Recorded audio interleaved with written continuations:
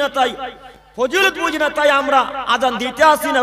কত কত মসজিদ আছে যে আজানে ফজর আজান একদিনও হয় না, কোনদিন ঠিক মতো ফজর আজান হয় না।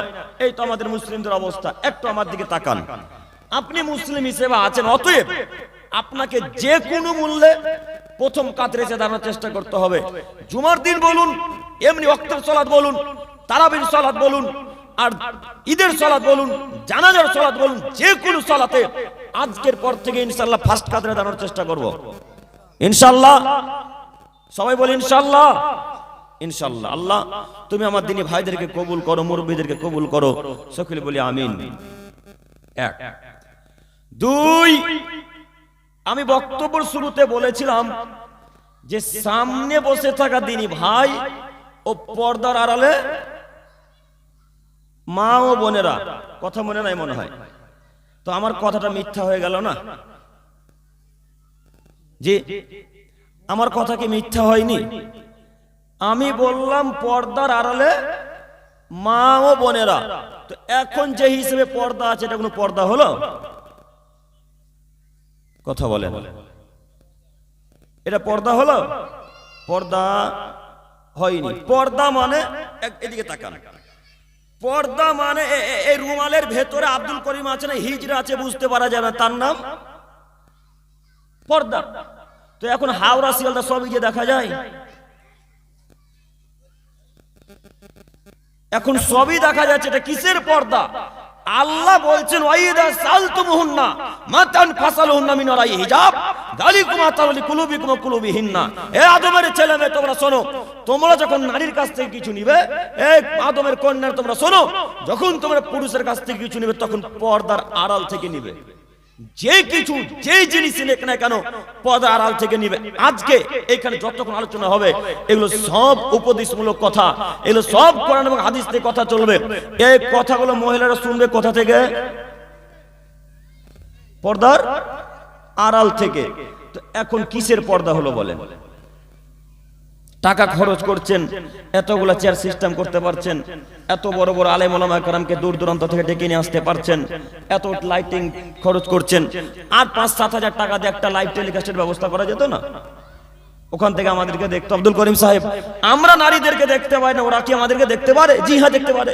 শেখ বসে আছেন, জিজ্ঞাসা করেন। আমরা নারীকে দেখতে পাই না, তবে নারী আমাদেরকে দেখতে পারে। সহিহ বুক সহিহ মুসলিম ইসকাতের হাদিস, আল্লাহ নবী সাহাবায়ে কেরামদেরকে যুদ্ধের ট্রেনিং দিচ্ছেন। একটু দেখেন হাদিস, একটু বুঝার চেষ্টা করেন যেন কালকে মানুষকে বোঝাতে পারেন। আল্লাহ নবী সাহাবায়ে কেরামদেরকে যুদ্ধের ট্রেনিং দিচ্ছেন। তো আয়েশা রাদিয়াল্লাহু তাআলা আনহা পর্দার ভেতর থেকে যুদ্ধের ট্রেনিং দেখছেন। তো আল্লাহ নবী আয়েশা রাদিয়াল্লাহু তাআলা আনহাকে বলেন, আয়েশা জি কি করছো?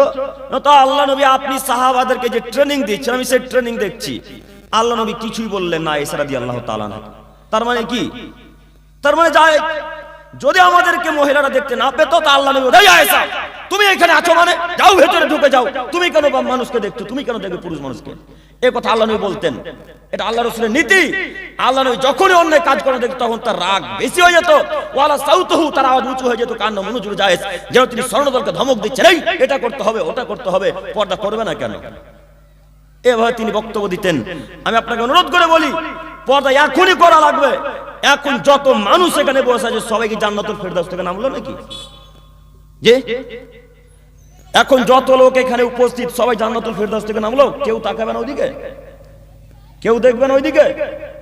আপনি দেখবেন না, হয়তো আমাদের তো চোখ যেতে পারে। কথা বুঝতে পারেননি? আমরা তো ফেরেশতা নই যে আমাদের চোখ ওইদিকে যাবে না।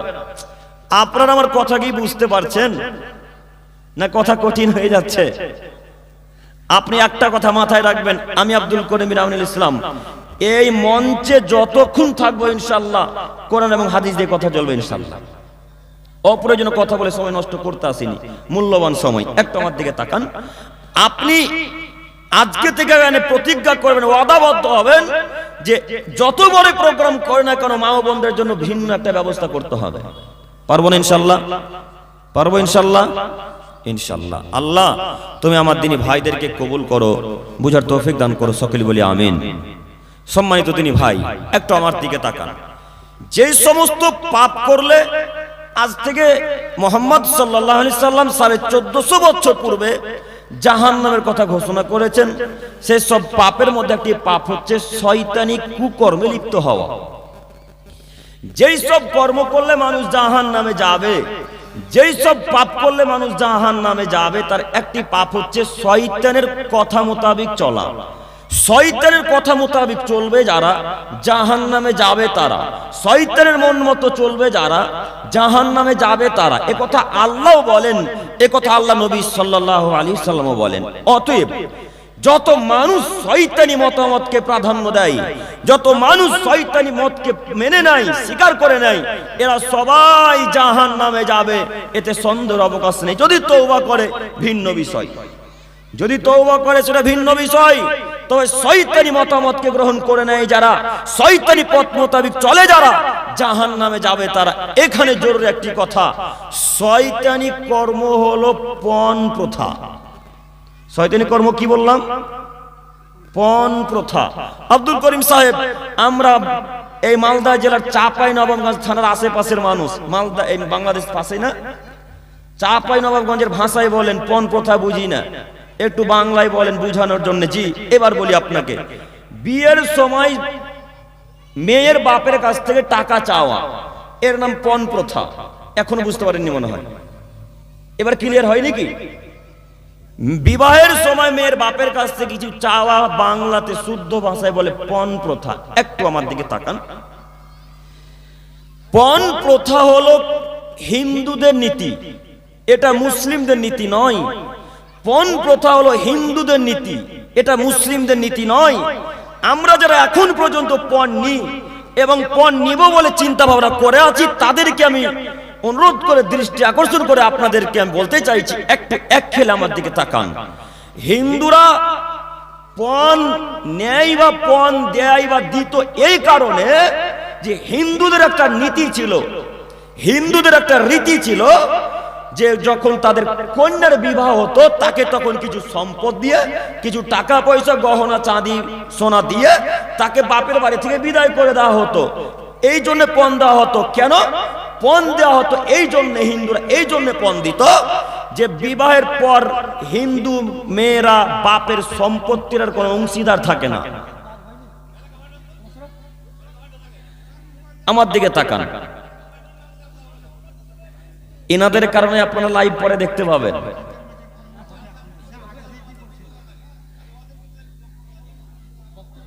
এই তাড়াতাড়ি করো, তোমরা সাইডে বসো। এই একটু চুপ করেন। আপনাদের ক্লিয়ার হয়নি ভাই? হয়ে গেছে না? বসে যান, বসে যান, বসে যান তো। হ্যাঁ,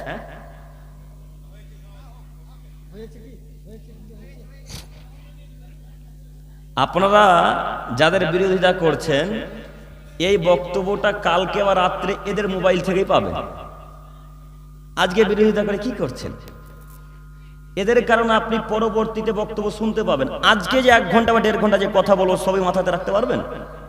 যে সবই তো মাথায় রাখতে পারবেন না, তো পরের দিন যদি শোনার প্রয়োজন হয় তো কি থেকে শুনবেন তখন? এই ফোন থেকে। তো এদের এটা একটা নিয়ামত, এদের বিরোধিতা করে তো কোনো লাভ দিবে না। যাই হোক, আল্লাহ আমাদের বুঝার ক্ষমতা দান করুক, সকলে বলি আমিন। সম্মানিত মুরব্বী সাহেব, একটু আমার দিকে তাকান। হিন্দুরা প্রথা এই জন্য নেয় বা দেয় যে হিন্দুদের কন্যার যখন বিবাহ হয়, তখন বিবাহের সময় তাকে অনেক খাট, শোকেস, আলনা, টাকা, চাঁদি, স্বর্ণ, গাড়ি, অনেক কিছু দিয়ে দেওয়া হয়। এই কারণে যে বিয়ের পর বাপের সম্পত্তির কোনো তাদেরকে অংশীদার করা হবে না। এই জন্য হিন্দুরা তাদেরকে পণ দেয় বা নেয়। তো আমরা যারা মুসলমান হিসেবে রানীনগরে বসবাস করছি বা আছি, আমরা কি হিন্দুদের রীতিতে নীতিতে বিশ্বাসী না মুহাম্মদ সাল্লাল্লাহু আলাইহি ওয়াসাল্লামের নীতিতে বিশ্বাসী? কথা বলেন। মুহাম্মদ সাল্লাল্লাহু আলাইহি ওয়াসাল্লামের নীতিতে বিশ্বাসী। অতএব আমাদের কন্যাদের বিবাহ হওয়ার পরেও আমাদের কন্যারা আব্বুর কাছ থেকে, মায়ের কাছ থেকে জমি জায়গা পাবে না? পাবে না? পাবে। আমরা মুসলিম। আমার বাপে যদি 5 বিঘা জমি থাকে, আমি যদি 3 বিঘা পাই, তো আমার বোন পাবে 1.5 বিঘা। বুঝেননি? আপনার আব্বুর যদি 2 বিঘা জমি থাকে, আপনি যদি পান 1 বিঘা, আপনার বোন পাবে 1/2 বিঘা। আপনার বোন জমি জায়গা পাবে, হক রাখে। এই হিন্দুদের এটা নীতি ছিল না। হিন্দুরা এখনো হয়তো তাদের বোনদেরকে জমি দেয় কিনা বলতে পারি না, তবে আগে হিন্দুরা তাদের বোনকে, তাদের কন্যাদেরকে জমি জায়গার ভাগ, বাড়ির ভাগ, টাকা পয়সার ভাগ দিত না, তাই তারা বিবাহের সময় টাকা পয়সা দিয়ে তাদেরকে বিদায় করে দিত। তো এখন যারা রানীনগরে বা পশ্চিম বাংলায়, মুর্শিদাবাদে, মালদাতে, সারা পৃথিবীতে যেখানে যারা পণ নিচ্ছে, তারা কি সবাই হিন্দু হিসেবে বসবাস করছে? তারা কি সবাই খ্রিস্টান হিসেবে বসবাস করে? তারা কি সবাই ইহুদি হিসেবে বসবাস করছে? কেন পণ নিবেন কেন? আপনি পণ নিলেন কিসের ভিত্তিতে? এ কথা আগে বলেন। আপনি না প্রমাণ খুঁজেন, আপনি না আহলে হাদিস, আপনি না সলফে সালেহিনদের মানহাজকে অনুসরণ করেন, আপনি না আহলে হাদিস পরিবারের ছেলে, আপনি একটা আমল করার পূর্বে আগে আমল যাচাই বাছাই করেন সে হাদিসটা সহি কিনা জয়ীফ আমল করেন, যাচাই করেন না? শত শত যুবক আছে এখন পৃথিবীতে যারা একটা আমল করার পূর্বে যাচাই বাছাই করে, কত কত আলেম ওলামা কেরামকে ফোন করে, আলেম ওলামাকে ফোন করে বলে শাইখ এই আমলটা করব, এটা কি সহিহ হাদিস মানা যাবে? এই কথা আলেম ওলামা কেরামকে জানতে পারেন, এই কথা জিজ্ঞাসা করতে পারেন। ইমাম সাহেবের ভুল ঠিকই ধরতে পারেন, ইমাম সাহেবের মসজিদে গিয়ে ভুল ঠিকই ধরতে পারেন। একটা ইমাম সাহেবকে নিয়ে যখন কথা এলো, কথা বলেই যাই, মুরব্বী সাহেব আপনার দৃষ্টি আকর্ষণ করে বলি, ইমামদেরকে নিয়ে যখন কথা উঠলো একটা কথা বলে যাই, ইমাম সাহেবের ভুল ঠিকই ধরতে পারেন। ইমাম সাহেব মসজিদ ঝাড়ু দেয়নি, তার জন্য গিয়ে জোর গলায় চেঁচিয়ে ধমকে বলে মসজিদ ঝাড়ু দেননি কেন, আপনি কি করেন? মসজিদের পায়খানা পরিষ্কার নেই, ইমামকে গিয়ে বলছেন ইমাম সাহেব পায়খানা পরিষ্কার করেননি কেন, কি করেন? ওই বদনাটা পড়ে আছে, বদনা, বদনা বুঝেন আপনারা কি? হ্যাঁ, মানে আমাদের মতোই ভাষা না? আচ্ছা আলহামদুলিল্লাহ, একটা বদনা পড়ে আছে, তো বদনাটা ইমাম সাহেব উঠায়নি বা উঠাতে ভুলে গেছে হয়তোবা, তো সেক্রেটারি, ক্যাশিয়ার বা সভাপতি এসে ইমাম সাহেবকে ধমক দিয়ে বলে বদনাটা পড়ে আছে, আপনি দেখতে পান না, তুলতে পারেন না, কি করেন আপনি? অজুখানাটা অপবিত্র হয়ে আছে, অজুখানাটা নোংরা আছে, আপনি পরিষ্কার করতে পারেন না? ও সর্দার সাহেব, ও ক্যাশিয়ার সাহেব, আপনাকে বলি ইমাম সাহেব আপনার বাপের চাকর নয়, ইমাম সাহেব আপনার বাপের চাকর নয়। ও ক্যাশিয়ার সাহেব আপনাকে বলি ইমাম সাহেব আপনার বাপের চাকর নয় যে আপনার বদনা পরিষ্কার করবে, আপনার বাথরুম পরিষ্কার করবে, আপনার পায়খানা পরিষ্কার করবে, অজুখানা পরিষ্কার করবে, তার কাজ নয়, এটা আপনার কাজ। আপনি দায়িত্ব নিয়েছেন, আপনি সর্দার, আপনি ক্যাশিয়ার, আপনি সভাপতি, আপনি দায়িত্বশীল, আপনি চেয়ারম্যান। মসজিদ আপনি ঝাড়ু দেবেন, মসজিদ আপনি পরিষ্কার করবেন, বাথরুম আপনি যা পরিষ্কার করবেন, অজুখানা আপনি পরিষ্কার করবেন, ইমাম সাহেব নয়। ইমাম সাহেব শুধুমাত্র 5 ওয়াক্ত সালাত আদায় করাবে, তাছাড়া তার কোনো কাজ নেই। আপনি ইমামের ভুল ধরেন মানে, ইমামকে ধমক দিয়ে কথা বলেন মানে, কিসের ক্ষমতা দেখান আপনি? আপনি জানেন ইমামের ক্ষমতা কত, আপনি জানেন ইমামের পাওয়ার কত, আপনি জানেন ইমাম সাহেবের সম্মান কত। ইমামদের সম্মান অতীব বেশি, আপনি ইমাম সাহেবের নখের সমতুল্য যোগ্যতা রাখেন না। আব্দুল করিম সাহেব হিসাব করে কথা বলেন, মালদাতে এসেছেন রানীনগরে, পা এগোতে দিব না, এখানে পুঁতে রেখে দেবো মাটিতে, হিসাব করে কথা বলে, জি হিসাব করে কথা বলতে দেখি আপনার ব্রেন খুলে কিনা। ইমাম সাহেব না হলে আপনার বাপের জানাজা হয় না, কথা ভুল হয়ে গেল। হ্যাঁ, ইমাম সাহেব না হলে আপনার ছেলে আকিকা হয় না, কথা ভুল হচ্ছে মনে হয় না? ইমাম সাহেব না হলে ওই বিবাহ হয় না, ইমাম সাহেব না হলে আরো অন্যান্য ইত্যাদি যাবতীয় কাজকর্ম হয় না। এত দামি মানুষকে, ইমাম মানুষকে আপনি ধমক দিয়ে কথা বলেন মানে? আচ্ছা আপনারা বলেন তো দেখি, ইমাম মানে কি? ইমাম মানে নেতা মানুষ, জাযাকাল্লাহু খাইরান, আল্লাহ আপনার ইলমে বারাকা দান করুন, সকলে বলি আমিন। ইমাম মানে নেতা মানুষ, ইমাম মানে শক্তিশালী পাওয়ারফুল মানুষ। একটু আপনাদের গ্রামে যিনি প্রধান আছে বা চেয়ারম্যান আছে, তাকে একদিনে বলেছেন বদনাটা পরিষ্কার করতে বা তুলে রাখতে? কেউ বলেছেন? একদিনে বলেছেন যে বাথরুম পরিষ্কার করেন? বলেছেন? কেন বলেননি? উনিও ইমাম, উনিও ইমাম, উনিও নেতা, ইনিও নেতা, ইমাম সাহেব নেতা, ইমাম মানেই নেতা, আপনি নেতাকে ধমক দিয়ে কথা বলবেন কেন? কি সাহস পেলেন আপনি? কিসের ক্ষমতা দেখান আপনি? ক্ষমতা চিরদিন টিকে না, আপনি মনে রাখবেন, ক্ষমতা চিরদিন টিকবে না। আপনাকে বলে যাচ্ছি, বাথরুম আপনি পরিষ্কার করবেন, মসজিদ আপনি পরিষ্কার করবেন। আব্দুল করিম সাহেব আমি সর্দার হয়ে বাথরুম পরিষ্কার করব? আব্দুল করিম সাহেব আমি ক্যাশিয়ার হয়ে মসজিদ ঝাড়ু দিব? জি আপনাকে ঝাড়ু দিতে হবে। আরে আমাদের পিতা ইব্রাহিম আলাইহিস সালাম, আমাদের পিতা ইব্রাহিম আলাইহিস সালামকে আল্লাহ বলছেন, ইব্রাহিম, জি কাবা ঘরের গিলাপে যত লোক থুতু পিলবে, নোংরা করে রাখবে, তুমিও তোমার বেটা ইসমাইল পরিষ্কার করবা। বলেন দেখি, আপনি ইব্রাহিম আলাইহিস সালামের চাইতে সম্মানিত মানুষ? কথা বলেন না। আপনি ইসমাইল আলাইহিস সালামের চাইতে সম্মানিত ব্যক্তি? আপনি কিসের যোগ্যতা রাখেন? কেন ইমামকে ধমক দিয়ে কথা বলবেন? জিন্দেগিতে কখনো ইমামকে ধমক দিয়ে কথা বলবো আজকে থেকে ইনশাআল্লাহ। ইনশাআল্লাহ ইমাম সাহেবের সম্মান করতে শিখুন, ইমামকে সম্মান দিতে শিখুন। যদি সম্মান ইমাম সাহেবকে দেন, মান সম্মান বাড়াবে কে? আল্লাহ। অতএব দিনী ভাই ও বোনদের উদ্দেশ্যে বলি, ইমামদের সাথে ভালো আচরণ, নম্র আচরণ করুন। আল্লাহ আমাদের বুঝে তৌফিক দান করুক, সকলে বলি আমিন। একটু যেই কথা বলতে গিয়ে এতদূর চলে এলাম, বলছিলাম ইমামের ভুল ঠিকই ধরতে পারেন, কিন্তু ইমাম সাহেবকে গিয়ে বলতে পারেন না, ইমাম সাহেব বিবাহের সময় কি পণ নেওয়া যাবে? এই কথাটা মুখ দিয়ে বেরোয় না। যদি ইমাম সাহেবের 4 রাকাত সালাত আদায় করতে গিয়ে কোনো কারণবশত ভুলবশত 3 রাকাত হয়ে যায়, তখন কত প্রশ্ন, কত অপমান, কত নোংরা কথাবার্তা তখন বেরোয়। নোংরা কথাবার্তা হাদিস জানার চেষ্টা করেন, তখন সাইফুল হাদিসকে ফোন লাগান যে 3 রাকাত নামাজ পড়া, যে নামাজ কি হবে? 5 রাকাত সালাত আদায় করিয়ে দিয়েছে, নামাজ কি হবে? তখন আমাদের সাহেবকে ফোন করেন যে 2 রাকাত নামাজ পড়িয়ে দিয়েছে মাগরিবের, তাও কি হবে নামাজ? তখন ফোন করতে পারেন, কই এখন ফোন করতে পারেন না? বিবাহের সময় বলতে পারেন না, সাইফুল হাদিস সাহেব আমার ছেলের বিবাহ দিব, পণ নিতে চাইছি, পণ কি নেওয়া যাবে? এই কথা বলেন না কেন? এই প্রশ্ন আসে না। ও তার মানে আপনি বুঝে নিয়েছেন পণ নেওয়া হারাম। যদি ইমাম সাহেবকে বা সাইফুল হাদিসদেরকে ফোন করতে, আমাকে মাটি তুলে পুঁতে দিবে হাদিস কোরআন দিয়ে। এই জন্য জিজ্ঞাসা করেন না, অন্যান্য কথা জিজ্ঞাসা করতে পারেন। একটি কথা মাথায় রাখবেন, মুসলিম হিসেবে বসবাস করছেন, কিয়ামত পর্যন্ত কখনো পণ প্রথা নিবেন না। মুসলিম হিসেবে বসবাস করছেন, কিয়ামত পর্যন্ত কখনো পণ নিবেন না। মুসলিম হিসেবে পৃথিবীতে রানীনগরে মালদাতে বসবাস করছেন, জিন্দেগিতে কখনো কোনোদিনও পণ নিব না ইনশাআল্লাহ। সবাই বলে ইনশাআল্লাহ। ইনশাআল্লাহ একটি কথা মাথায় রাখবেন, মুহাম্মদ সাল্লাল্লাহু আলাইহি সাল্লাম বলছেন, ইন্না রিজালান ইয়াতাখাওয়াদুনা ফি মালিল্লাহি বিগাইরিল হক ফালাহুমুন নারু ইয়াউমাল কিয়ামা। বুখারী মুসলিমের হাদিস। একটু আমার দিকে তাকান। আল্লাহ নবী বলছেন, আদমের ছেলে মেয়ে শোনো, নিশ্চয় অবশ্যই অবশ্যই যারা অন্যের সম্পদ, অন্যের মাল, অন্যের টাকা পয়সা জোরপূর্বক আত্মসাৎ করে, আল্লাহ সুবহানাহু ওয়া তাআলা তাকে কিয়ামতের মাঠে জাহান্নাম দিবেন। হাদিস বুখারী মুসলিম। আব্দুল করিম সাহেব প্রমাণ আছে? জি প্রমাণ আছে বলে তো কঠিন ভাবে বলে। প্রমাণ আমার কাছে আছে, এখন চান এখনই দিতে প্রস্তুত। সাহেব বসে আছেন, ওনার কাছে চাইবেন। একটু আমার দিকে তাকান। আল্লাহ নবী বলছেন, ইন্না রিজালান ইয়াতাখাওয়াদুনা ফি মালিল্লাহি বিগাইরিল হক ফালাহুমুন নারু ইয়াউমাল কিয়ামা। আদমের ছেলে মেয়ে শোনো, তোমাদের মধ্যে যদি কোনো মানুষ, কোনো পুরুষ বা নারীর জোরপূর্বক সম্পদ দখল করে নাই, তোমাদের মধ্যে যদি কোনো মানুষ, কোনো মানুষের জোরপূর্বক টাকা আদায় করে নাই, জোরপূর্বক কোনো জিনিস দখল করে নাই, তাহলে কিয়ামতের মাঠে আল্লাহ তাকে জাহান্নাম দিবেন। কিয়ামতের মাঠে আল্লাহ তাকে জাহান্নামে দিবেন। কিয়ামতের মাঠে আল্লাহ সুবহানাহু ওয়া তাআলা তাকে জাহান্নামে দিবেন। জরুরি এখানে একটি কথা, পণটা আপনি নিজ ইচ্ছায় নিচ্ছেন, নিজে চেয়ে নিচ্ছেন না আপনার বিআই মশাই দিয়ে নিজ ইচ্ছায় দিচ্ছে? উত্তর দেন একটু। যে চেয়েছেন তারপরে দিয়েছে।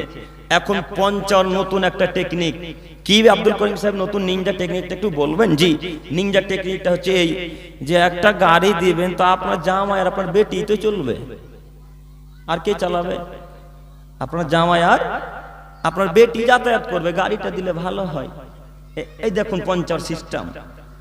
আরো পঞ্চার সিস্টেম হচ্ছে এই, কি দিবেন না দিবেন এটা আমাকে বলতে হবে। তার মানে অন্তর বলছে দেখ, যা খুশি তাই দেয়। এই তো আমরা মুসলিম, এই তো আমরা মুসলিম। আচ্ছা যুবক ভাই, আপনার দৃষ্টি আকর্ষণ করে আপনাকে বলি, এখানে অনেক যুবক আছে, হয়তো অনেক অবিবাহিত আছে, তাই না? অনেকে অবিবাহিত আছে, এই জন্য কথাটা বলছি। আপনারা যারা বিবাহ করে নিয়েছেন আপনারা তওবা করবেন, আর যারা আপনারা বিবাহ করেননি আপনাদের উদ্দেশ্যে বলি। যুবক ভাই এবং মুরব্বী সাহেব, আপনাকে আমি বলতে চাইছি যে জিন্দেগিতে পণ তো নিবেন না, নিবেনই না, পণের মুখে লাথি মারবেন ইনশাল্লাহ। পারবো না মনে হয়?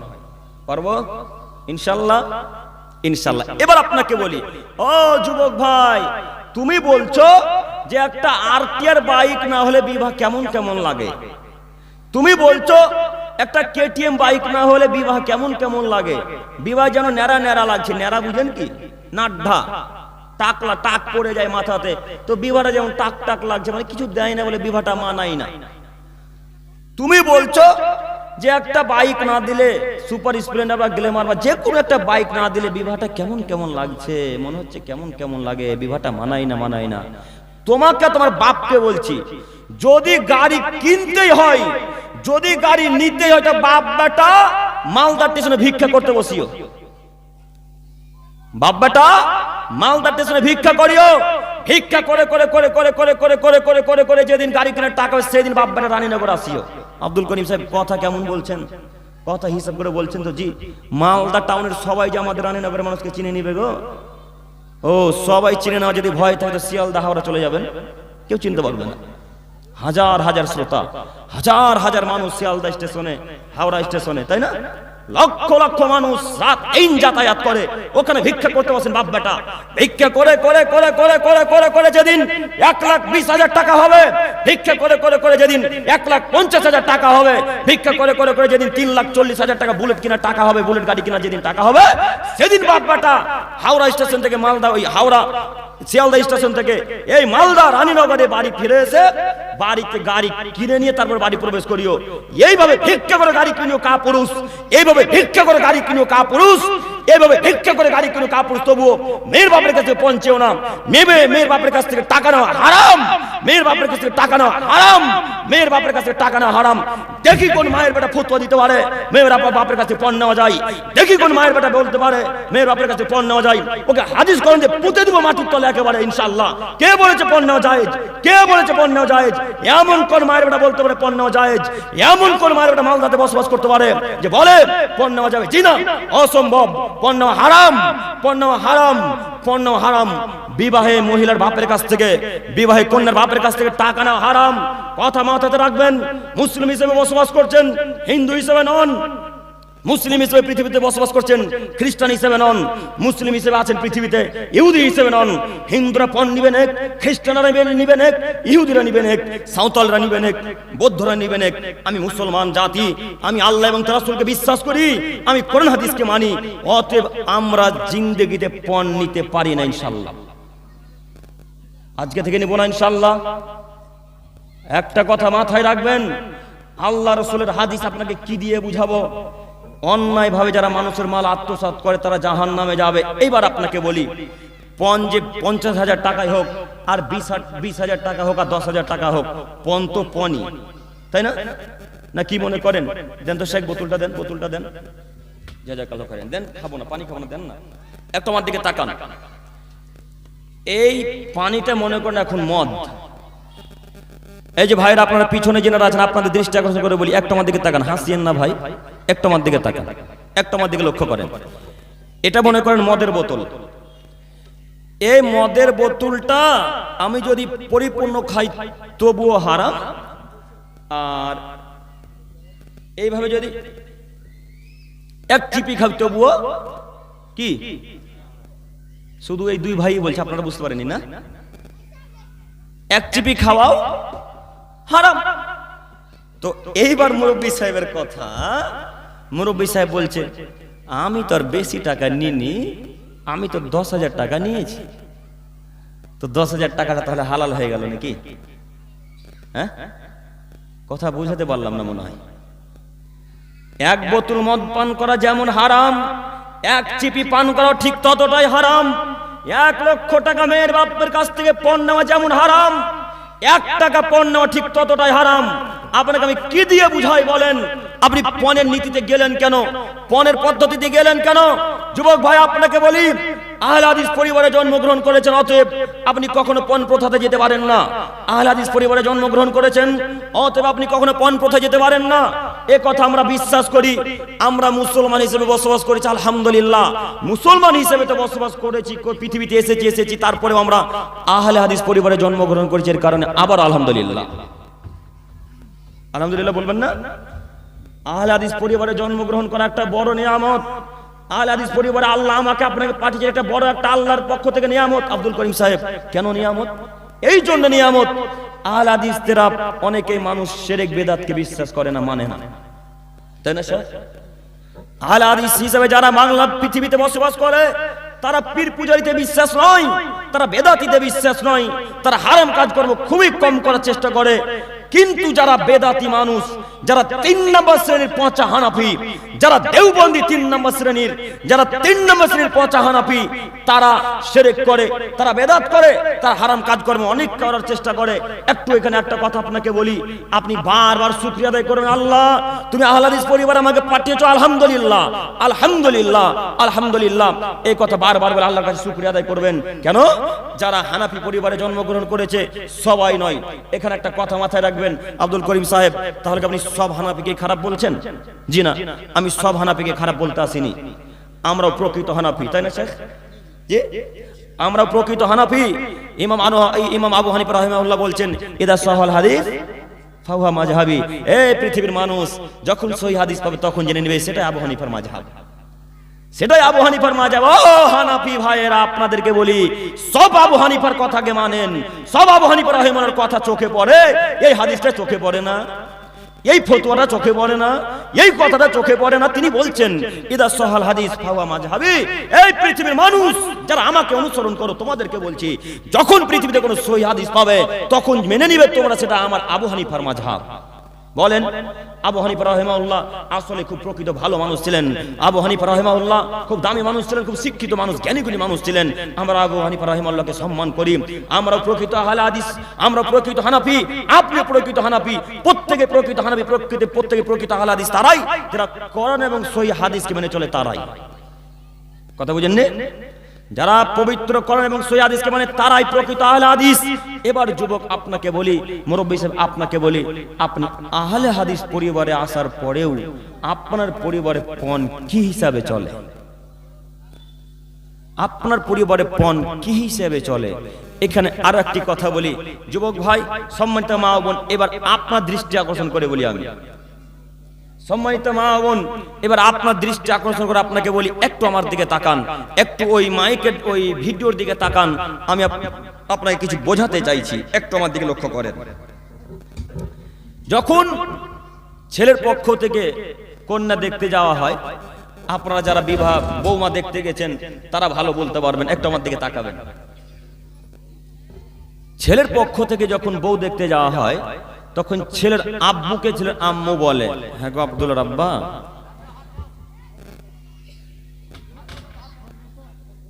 একটু আমার দিকে তাকান। তখন ছেলের আম্মু ছেলের আব্বুকে বলে, হ্যাঁ গো আব্দুল্লাহর আব্বা, বৌমা যে দেখতে যাচ্ছ তো দেখিও বৌমার কানের আছে কিনা, বৌমা যে দেখতে যাচ্ছে তো দেখিও হাতের পলা আছে কিনা। পলা বুঝলেন কি? সোনার পলা বলে না, বালা বলেন, পলা আছে কিনা দেখিও। আব্দুল্লাহর আব্বা, দেখিও তাদের জমি জায়গা কেমন আছে, দেখিও তো মেয়েটার কত ভরি সোনা আছে, চাঁদি আছে, দেখিও। এ কথা জিজ্ঞাসা করে আসিও। আচ্ছা সম্মানিত মা বোন, এবার আমি আপনাকে বলছি, আপনার যেই ছেলে বিবাহ করবে মেয়েটাকে, যদি বিবাহ হয় আল্লাহর বিবাহ হোক, স্বর্ণ চাঁদি থাক না থাকুক এটা আমি বলতে চাইছি না, থাকুক, অনেক স্বর্ণ চাঁদি থাকবে এটাই ঠিক। যত স্বর্ণ চাঁদি থাকবে, টাকা পয়সা থাকবে, তত ইসলামের উপকার করতে পারবেন, তাই না? যত স্বর্ণ চাঁদি টাকা পয়সা থাকবে তত আপনি ইসলামের উপকার করতে পারবেন। এই যে টাকা খরচ হয়েছে, টাকা না থাকলে আপনি কি দিয়ে জালসা করতেন আজকে, তাই না? যার যত বেশি টাকা থাকবে তত বেশি ইসলামের উপকার করতে পারবে, এ কথাই ঠিক। তো এবার আমি আপনাকে আম্মা জান, সম্মানিত মা বোন, আপনাকে বলি যে আপনার কথা আমি মেনে নিলাম যে তার স্বর্ণ আছে, চাঁদি আছে, টাকা আছে, সবকিছু আছে, তো তার যদি সোনা কানের বা গলার মালা থাকেও বা, তো আপনি কি একদিন সেই সোনা চাঁদি পড়তে পাবেন? হ্যাঁ, কথা আমার বুঝতে পারেননি কি? যদি আপনার বৌমার সোনা চাঁদি থাকে তো একদিন আপনার বৌমাকে আপনাকে দিবে যে শাশুড়ি আম্মা পরেন দেখি, এটা দিবে কি? তো আপনি কেন বলছেন বৌমার সোনা আছে কিনা দেখবেন? আপনার স্বামীকে বলে পাঠাচ্ছেন যে চাঁদি আছে কিনা দেখিও, আপনি স্বামীকে বলে পাঠাচ্ছেন যে তার কানের আছে কিনা দেখি, নাকের আছে কিনা দেখিও। আপনি বলবেন কেন? আপনাকে বলে পাঠানো উচিত ছিল, এ আব্দুল্লাহর আব্বা শুনুন, মেয়েটাকে দেখতে যাচ্ছেন, মেয়েটা দেখবেন পরহেজগার কিনা, মেয়েটাকে দেখতে যাচ্ছেন দেখবেন মেয়েটার বাপ মার চরিত্র কেমন, মেয়েটাকে দেখতে যাচ্ছেন দেখবেন মেয়েটা সুন্দরী কিনা, মেয়েটাকে দেখতে যাচ্ছেন দেখবেন তার বংশ পরিচয় কেমন, মেয়েটাকে দেখতে যাচ্ছেন দেখবেন সে দিনদার কেমন, দিনকে কেমন মানে, আল্লাহ এবং রাসূলকে মানে। এই সব কথাকে মাটির তলে পুঁতে দিয়ে বলছেন সোনা না চাঁদি আছে দেখিও। হ্যাঁ, সোনা চাঁদি আছে কিনা দেখিও। এই তো মুসলমান, এরা নাকি আহলে হাদিস পরিবারের মেয়ে, এরা নাকি আহলে হাদিস পরিবারের মেয়ে।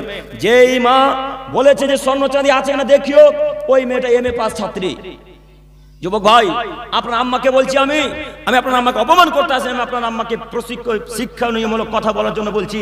আপনার আম্মা MA পাস ছাত্রী, আপনার আম্মা B.Ed পাস ছাত্রী, আপনার আম্মা HS পাস ছাত্রী, মাধ্যমিক পাস ছাত্রী। আপনার আম্মার বিদ্যা এমন হবে কেন?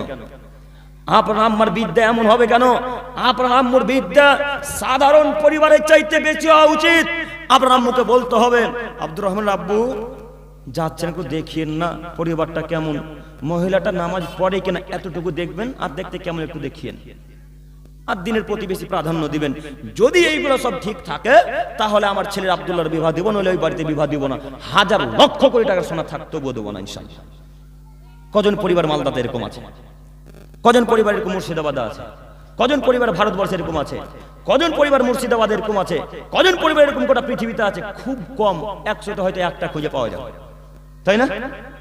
তো আপনাকে আমি বলি, আপনি কেন পণ চাইবেন? আপনি কেন পণ নেবেন? আর যুবক ভাইরা আশা করে আছে যে আমার শ্বশুর খাট দিবে, পালং দিবে, সোফা দিবে, শোকেস দিবে, ফ্রিজ দিবে, সবকিছু দিবে, ফ্রিজে মাছ মাংস রেখে খাবো। তুমি কি হিজড়া হয়ে গেছো? হ্যাঁ, এই যুবক, তোমাকে বলছি, তুমি তাকাও, তুমি কি হিজড়া মনে করো নিজেকে? হিজড়াদের একটা নীতি দেখবেন, আপনাদের স্টেট বাসে যখন চাপবেন মালদা রতুয়া রথবাড়ি থেকে যখন রায়গঞ্জ বা উত্তর দিনাজপুর, ইসলামপুর, কিষানগঞ্জ দিকে বাস চলে যায়, তখন দেখবেন হিজড়া চাপে। দেখেছেন কেউ আপনারা? দেখেন না? আমাদের ওমরপুর থেকেও চাপে, ওমরপুর থেকে মালদা আসার পথে অনেক হিজড়া চাপে। তো এই হিজড়ারা একটু ভালো গো, এই হিজড়াগুলো একটু ভালো। এই আসামের লাইনে যত হিজড়া আছে খুবই বড়। আমরা যখন বাসে বা ট্রেনে এই লাইনে যাতায়াত করি, মালদার লাইনে, আমাদের কলকাতা হাওড়ার লাইনে, কলকাতার লাইনে, শিয়ালদার লাইনে যখন যাতায়াত করি, তখন যদি মাথায় টুপি আর দাড়ি দেখে নেয়, তাহলে হিজড়াতে গায়ে হাতও দিবে না, তাই না ভাই? হিজড়াতে গায়ে হাত দিবে না। কিন্তু আসামের হিজড়াগুলো এত বড়, ওরা টুপি দাড়ি কিছুই বুঝে না। বলছে তো টুপি আছে কি আছে দেখবো, তুই আগে 5-10 টাকা দে, আগে 10 টাকা নিবি। তো ওরা হিজড়া। আমি আপনাকে বলছি, ওরা এইভাবে থাবড়ি মারার বলে যে 10 টাকা দে, 5 টাকা দে। দেখেন না? কথা বলেন একটু, দেখেছেন না? ওরা থাবড়ি মেরে মেরে হাতের 2 তালিকে বাজিয়ে বাজিয়ে 10 টাকা চায়। তার কারণ তারা হিজড়া, তারা কাজকর্ম করে না, তারা কাজকর্ম করে না। ওরা হিজড়া, তাই বাসে ট্রেনে ট্রাকে টাকা চায়। তো আপনি কি হিজড়া চাইতো খারাপ? শ্বশুরের কাছ থেকে টাকা চাইছেন? আপনি কি হিজড়া চাইতো খারাপ? শ্বশুরের কাছ থেকে পণ চাইছেন কেন? আপনাকে হিজড়া চাইতে অতীব ভালো হতে হবে। হিজড়া টাকা চাই, আমি টাকা চাইবো না। আমি পুরুষ, আমার পুরুষত্ব আছে, আমি মুসলমানের বাচ্চা, আমি কাজকর্ম করে খাই, আমি কেরালা, চেন্নাই, মুম্বাই, দিল্লিতে কাজ করি। আমি পণ নিব মানে আমি মুসলমানের বাচ্চা, আমি 5 ওয়াক্ত সালাত আদায় করি। আমি পণ নিব মানে আমি মুসলমানের বাচ্চা, আমি রমজান মাসে 30টা সিয়াম পালন করি। আমি পণ নিব মানে আমি মুসলমানের বাচ্চা, আমি তাহাজ্জুদের সালাত আদায় করি। আমি পণ নিব মানে আমি পণ নিব না, আমি পণ নিব না, আমি পণ নিব না। পণ তো নিব না, নিবই না। কন্যাকে, মহিলাকে, আমার স্ত্রীকে 10,000 টাকা দিয়ে আরো বাড়িতে নিয়ে আসবো ইনশাআল্লাহ। পারবেন না দিনী ভাইরা? পারবেন না? কিসের সোফা, কিসের ফ্রিজ, কিসের খাট, কিসের পালং? খাটে বাসুরাত করবো না ইনশাআল্লাহ। মাটিতে একটা চাদর করে বাসুরাত কাটাবো, তবুও শ্বশুরের কাছ থেকে খাট নিব না ইনশাআল্লাহ। বলতে পারবেন না ইনশাআল্লাহ? মনে হয় সবাই বলি ইনশাআল্লাহ। শ্বশুরের টাকার খাট নিব না, শ্বশুরের টাকার পালং নিব না, শ্বশুরের টাকার ফ্রিজ নিব না, শ্বশুরের টাকার এসি নিব না। আমি নিজে যেদিন উপার্জন করতে পারবো সেদিন ছাপ্পর খাট আর বক্স খাট বলে না, যেই খাটই বলুন না কেন, আর সোফা বলুন না কেন, চেয়ার টেবিল বলুন না কেন, নিজের টাকাতে আমি উপার্জন করব, বাড়িতে কিনে নিয়ে আসবো, তারপরে বিবাহ করবো, নইলে বিবাহ করবো না ইনশাআল্লাহ। পারবেন না? এই জন্য আল্লাহ নবী বলেছেন, ইদা ইয়া মাসারা সাবাব মান ইসতাতা মিনকুমুল বাত ফালিয়াতাজাওয়াজ। আদমের ছেলেমেয়ে শোনো, যেদিন তোমাদের ক্ষমতা হবে, এই যুবকেরা, যেদিন তোমাদের ক্ষমতা হবে সেদিন বিবাহ করিও, যেদিন ক্ষমতা হবে সেদিন বিবাহ করিও, যেদিন ক্ষমতা হবে সেদিন বিবাহ করিও। ক্ষমতার মানে কি বুঝলেন? আপনি বললেন আল্লাহ নবীতে বলেছেন ইয়া মাসারা সাবাব মান ইসতাতা মিনকুমুল বাত ফালিয়াতাজাওয়াজ। হে যুবকের দল, যদি ক্ষমতা থাকে তো বিবাহ করে নিও। এই বৈজ্ঞানিকেরা বলছেন, এই যে শীত নারী, প্রত্যেকের শীত নারী আছে, এই শীত নারীতে সব থেকে বেশি যৌন ক্ষমতা থাকে, বৈজ্ঞানিকদের, নাসার বৈজ্ঞানিকদের কথা। আর এই যে টাকনু বুঝেন না, গোড়ালি, বুঝতে পারছেন কি? এই গোড়ালিতে আর শীত নারীতে সব থেকে বেশি যৌন ক্ষমতা থাকে। তো প্যান্ট এখন পর্যন্ত যারা আপনারা টাকনু নিচে রেখেছেন, আপনাদের যৌন ক্ষমতা আস্তে আস্তে আস্তে আস্তে কমে যাবে, বর্তমান বৈজ্ঞানিক বলে। বর্তমান বৈজ্ঞানিকেরা বলে যে আপনার যৌন ক্ষমতা আস্তে আস্তে কমে যাবে। আর আল্লাহ নবী আজ থেকে 1450 বছর পূর্বে বলেছেন সালাসাতুন লা ইউকাল্লিমুহুমুল্লাহু ইয়াউমাল কিয়ামা, কিয়ামতের মাঠে আল্লাহ সুবহানাহু ওয়া তাআলা তিন শ্রেণীর মানুষের সাথে কথা বলবেন না। ওয়ালা ইউযাক্কিহিম, তাদেরকে আল্লাহ পবিত্র করবেন না। ওয়ালা ইয়ানজুরু ইলাইহিম, তাদের দিকে আল্লাহ তাকাবেন না। ওয়ালা হুম আযাবুন আলীম, তাদের জন্য আল্লাহ তাআলা কঠিন যন্ত্রণাদায়ক অপমানজনক শাস্তিকে প্রস্তুত করে রেখেছেন। তারা কারা? তার এক শ্রেণীর মানুষ শাইখুন জানিন, বৃদ্ধ বয়সে জেনা করে যারা। দুই, মালিকুন কাদ্দাব, মিথ্যা কথার ভিত্তিতে মসজিদ চালায় যারা, মিথ্যা কথার ভিত্তিতে মসজিদ চালায় যারা, মিথ্যা কথার ভিত্তিতে মাদ্রাসা চালায় যারা, মিথ্যা কথার ভিত্তিতে দায়িত্ব পালন করে যারা, তাদের সাথে আল্লাহ কিয়ামতের মাঠে কথা বলবেন না। তিন, আল মুসবিল, যারা লুঙ্গি প্যান্ট পায়জামার টাক হয়ে নিচে পড়ে, তাদের সাথে আল্লাহ তাআলা কিয়ামতের মাঠে কথা বলবেন না। বলেন তারা কত বড় পাপী, বলেন তারা কত বড় পাপী। কত বড় পাপ করলে আল্লাহ তাআলা তাদের দিকে চক্ষু দেয় না, নজর দেয় না। পাপ কত বড় আপনি হিসাব করেন। এখনো অনেক মানুষের প্যান্ট আর লুঙ্গি টাকুর নিচে আছে। 24 ঘন্টা নয়, আজকে আলোচনা শুনে গিয়ে এসআর হতে প্যান্ট কেটে নেবেন ইনশাআল্লাহ টেলারের কাছে। পারবেন না? যদি টেলারে না যেতে পারেন বাড়িতে হাইসা দিয়ে কাটবেন। হাইসা বুঝেন কি? হ্যাঁ, হাইসা বুঝেন না? বটি বটি না, হাইসা বুঝেন? হাইসা দিয়ে কাটবেন। টেলার যদি সময় না পান, আজকে হাইসা দিয়ে কেটে দিয়ে কালকে টেলার কাছে বলে সেলাই করে দেন নিচেটা, নইলে বিনা সেলাই পরে বাড়াবো। কিন্তু প্যান্ট টাক নিচে পরবো না, বিনা কারণে আল্লাহ জাহান্নামে দিবে গো টাক নিচে প্যান্ট পরলে। এমনি আল্লাহ জাহান্নামে দিবে, তাও আপনি কেন প্যান্ট টাক নিচে পরবেন বলেন? যাই হোক, আমি যেটা বলতে চাইছিলাম, আল্লাহ নবী সাল্লাল্লাহু আলাইহি ওয়াসাল্লাম বলছেন পৃথিবীর যুবকেরা যদি ক্ষমতা হয়তো বিবাহ করিও।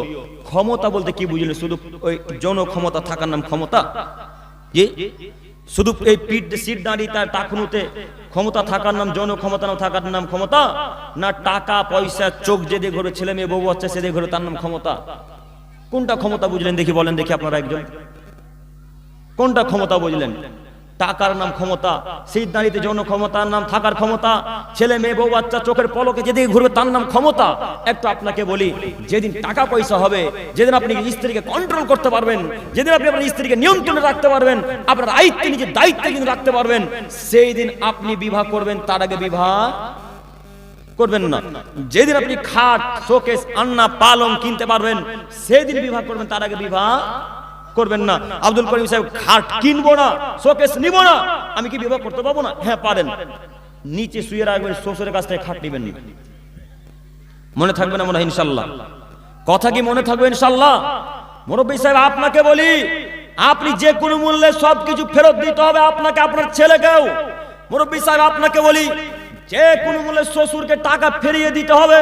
এই যুবক ভাইরা আপনারা শুনুন, যদি বিবাহ করেছেন, পণ নিয়ে যদি থাকেন, এই পণের টাকা শ্বশুরকে ফিরিয়ে দিতে হবে। আল্লাহি আল্লাহর কসম, আল্লাহি আল্লাহর কসম, আল্লাহি আল্লাহর কসম, শ্বশুরকে যদি পণের টাকা ফেরত না দেন, কিয়ামতের মাঠে শ্বশুরের কাছ থেকে যত টাকা নিয়েছেন সেই তত টাকা নেকি কিয়ামতের মাঠে শ্বশুরকে দিয়ে দেওয়া লাগবে।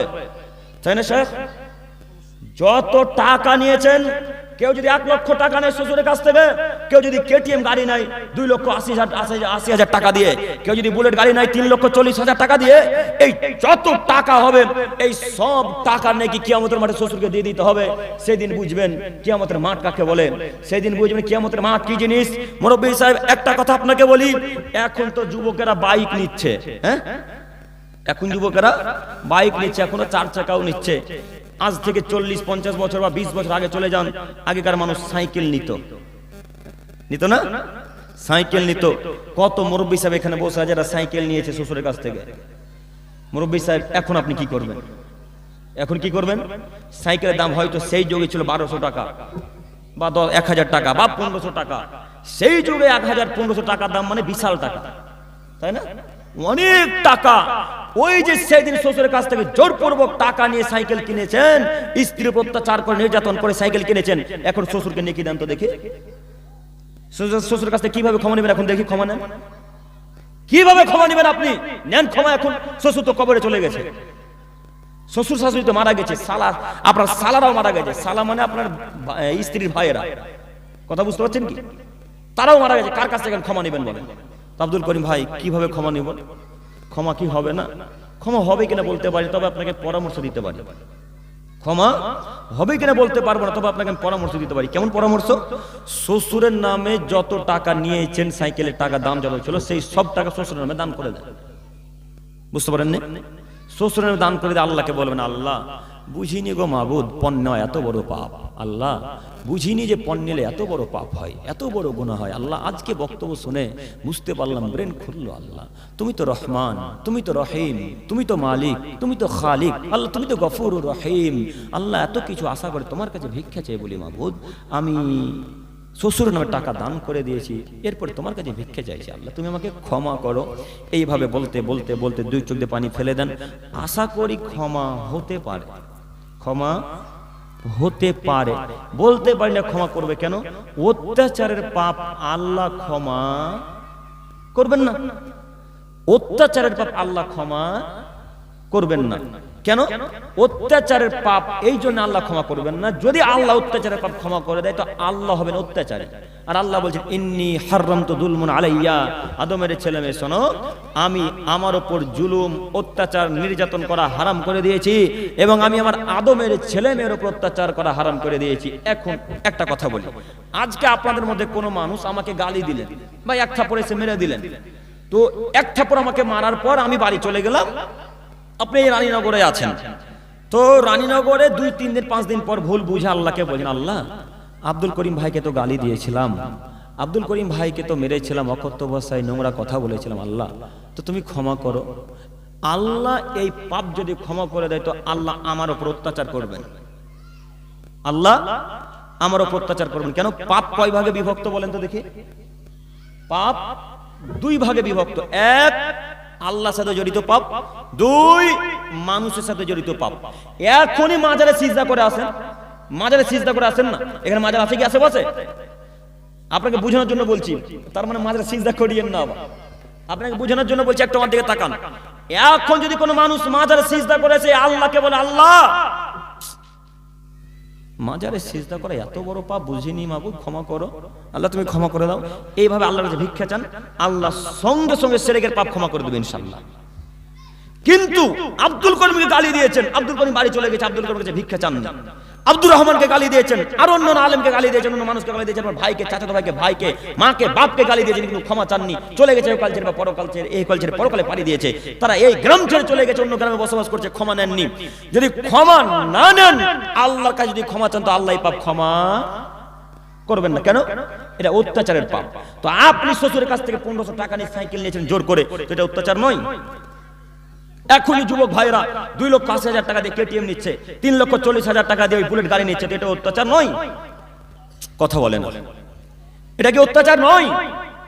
কথা বলেন না গো, এটা অত্যাচার। এই অত্যাচারের পাপ আল্লাহ এখন ক্ষমা যদি করে দেয় তো আল্লাহ হবেন অত্যাচারী। অতএব আল্লাহ ক্ষমা করবেন না, এ কথা হাদিসের বিবরণ দ্বারা বোঝা যায়। তারপরেও আপনাকে বলি, আপনি আল্লাহকে বারবার বলেন, আপনি আল্লাহকে বারবার বলেন, আল্লাহ তুমি আমাদেরকে ক্ষমা করো, আল্লাহ বুঝতে পারি তুমি ক্ষমা করো। এইভাবে বারবার ভিক্ষা চাইবেন। একটা আপনাকে জরুরি কথা বলি, আমি কোনোদিন কোনো বক্তব্যে কোনো কিস্সা কাহিনী বলি না, আমি কোনোদিন কোনো বক্তব্য কোনো মানুষের উদাহরণ দিই না। তারপরেও যেহেতু পণের আজকে বিষয়, একটা উদাহরণস্বরূপ কথা বলি আপনাকে। একটা মানুষ এখনো তিনি বেঁচে আছেন, তিনি জানতেন না পণ নেওয়া হারাম। মুরব্বী সাহেব, লোকটার ঈমান কত বড় দেখাচ্ছি, লোকটার নাম বলছি না, তবে আপনারা হয়তো চিনতে পারেন। লোকটার নাম বলবো না, আপনারা হয়তো চিনতে পারেন। একটু আমার দিকে তাকান, ওই লোকটার ঈমান কত বেশি, আল্লাহ তাকে কত ঈমান দিয়েছেন একটু দেখেন। বক্তব্য শোনার পর তার নিয়ত পরিবর্তন হয়ে গেছে। বক্তব্য দিয়েছি পণ প্রথা সম্পর্কে, এখানে নয়, ঝাড়খণ্ডের কোনো এক গ্রামে বক্তব্য দিয়েছি, ঝাড়খণ্ডের কোনো এক গ্রামে। তার 3-4 দিন পর 10 দিন পরে ফোন করে বলছে, আব্দুল করিম ভাই, আজকে আমার বিবাহ হলো 40 বছর। সেই যুগে আমার শ্বশুর আমাকে একটা গরু দিয়েছিল, গাই গরু, গাভী গরু, মানে যে গরু দুধ হয়, ওই গরু। একটু আমার দিকে মনোযোগ দিয়ে কথাটা শুনেন, ঈমান কত বেশি হলে এত বড় কাজ করতে পারে। একটু আমার দিকে তাকান, ওই গাভী গরুটা আমার শ্বশুর দিয়েছিল। তো বক্তব্য শুনে তো আমি বুঝতে পারলাম যে পাপ অতীব বেশি, পাপ অনেক বেশি। তো আব্দুল করিম সাহেব, আমি একটা কাজ করেছি। কি করেছেন? তো ওই যে 40 বছর আগে আমার যে গরুটা আমার শ্বশুর দিয়েছিল, ওই দাম হিসাব করে আমি আমার শ্বশুরকে টাকা দিয়েছি। আল্লাহু আকবার বলতে পারেন না? আল্লাহু আকবার। শুধু তাই নয় আব্দুল করিম ভাই, 40 বছরে হিসাব করেছি কত টাকা হয় শ্বশুরের কাছে। এই গরুটা যদি থাকতো মাসের মাস কত টাকা বাড়তো, কত দাম বাড়তো, বছরের পর বছর কত দাম বাড়তো, এই সব কিছু একটা আনুমানিক হিসাব করে আমি আমার শ্বশুরকে আনুমানিক কয়েক লক্ষ টাকা দান করেছি, দিয়েছি। শুধু একটা গাভী ওই পণ নিয়েছিলেন বিবাহের দিন, এই কারণে। তো ঈমান কত বেশি হলে, কত আল্লাহকে ভয় করলে এত টাকা শ্বশুরকে ফেরত দেয়, আপনি দিতে পারবেন না? আপনাকে আমি ঈমানটাকে দেখাতে পারলাম। ঈমান তো আর এরকম ঘড়ির মতো দেখার জিনিস নয় যে দেখিয়ে দেবো এখন ঘড়িতে 4:45 বাজছে, এটা তো দেখিয়ে দিতে পারবো না। ঈমান তো অন্তরে থাকে, তাই না? ঈমান তো অন্তরে থাকে। কে কতটা ঈমানদার মানুষ কি করে বোঝা যাবে? তবে আপনাকে বলি যুবক ভাই, মুরব্বী সাহেব, যদি টাকা নিয়ে থাকেন, শ্বশুর শাশুড়ি যদি বেঁচে থাকে, তো আপনি টাকা ফেরত দিয়ে দেন, ইনশাআল্লাহ ক্ষমা হবে, ক্ষমা হবে ইনশাআল্লাহ। আপনি ফেরত দিয়ে দেন। আপনি কেন নিবেন পণ? এ কথা আমি আপনাকে হয়তো বোঝাতে পারলাম না। পণ নেওয়া যে একেবারে হারাম। শ্বশুর শাশুড়ির কাছ থেকে টাকা নেওয়া বিবাহের দিন বা জোরপূর্বক কিছু নেওয়া একেবারে যে হারাম।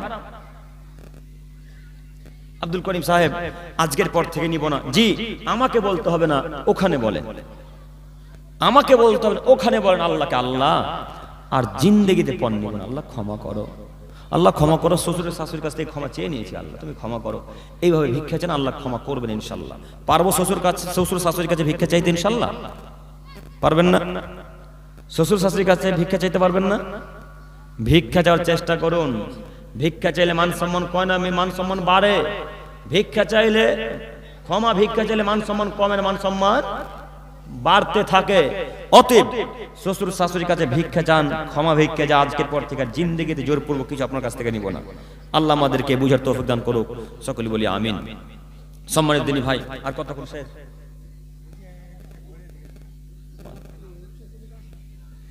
জি, আচ্ছা, একটু আমার দিকে তাকান। আমাকে যাওয়া লাগে, অনেক দূর যেতে হবে আমার। আজকে আবার আরেকটা প্রোগ্রাম আছে, কালিয়াচকে আবার প্রোগ্রাম আছে, আমাকে যেতে হবে। আমি ওই ভাইয়ের কথা রাখতে ফেলতে পারিনি। ভাইটা কই? ভাইটা কই যে ভাই ছিল এখানে? আমি ওই ভাইয়ের কথা ওই তো ওই ভাই এখানে। আমি ওই ভাইয়ের কথা ফেলতে পারিনি, এই জন্য এখানে আসা। এটা আমি বারবার বলেছিলাম, ভাইয়া যেতে পারবো না, আমার কালিয়াচকে প্রোগ্রাম আছে। আমি কালকে বাংলাদেশ থেকে এসেছি, বাড়ি এখনো যাইনি, জানেন? আমি এখনো বাড়ি যাইনি। এইভাবে রাত কাটছে, দিন কাটছে। তো একটু আমার দিকে তাকান। এবার আপনাকে বলি, শয়তানি কর্ম, এতক্ষণ যে বক্তব্য রাখলাম, এগুলো সব শয়তানি কর্ম না মানুষের কর্ম? সবাই বলি শয়তানি কর্ম। তাহলে প্রথম বাক্যে একটা কথা বলেছিলাম, শয়তানি কর্ম করবে যারা জাহান্নামে যাবে তারা। শয়তানের মন মতো চলবে যারা জাহান্নামে যাবে তারা। শয়তানকে প্রাধান্য দিবে যারা জাহান্নামে যাবে তারা।